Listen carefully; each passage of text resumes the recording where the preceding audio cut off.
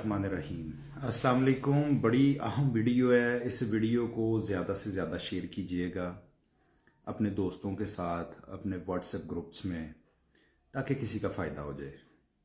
गुजारिश ये है कि मेरा हॉस्पिटल है सियालकोट में, लिंक पे क्लिक करेंगे एड्रेस सामने आ जाएगा। सियालकोट वाले तो डेफिनेटली मुझे जानते होंगे।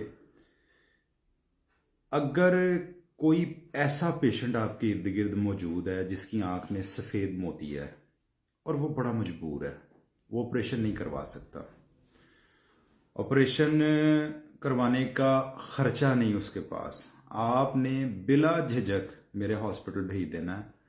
हम इंशाल्लाह उसकी आंख के सफ़ेद मोतिये का ऑपरेशन बजरिया जदीद फ़ीको लेज़र करेंगे, जिसमें ना कोई टीका लगता है, ना कोई टांका लगता है, ना ही कोई दर्द वाला काम है और ना ही तकलीफ वाला।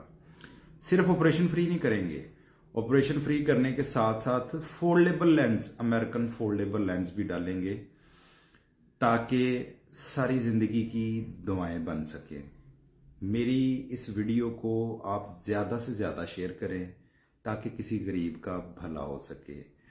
बहुत शुक्रिया, अपना ख्याल रखें। अस्सलाम वालेकुम।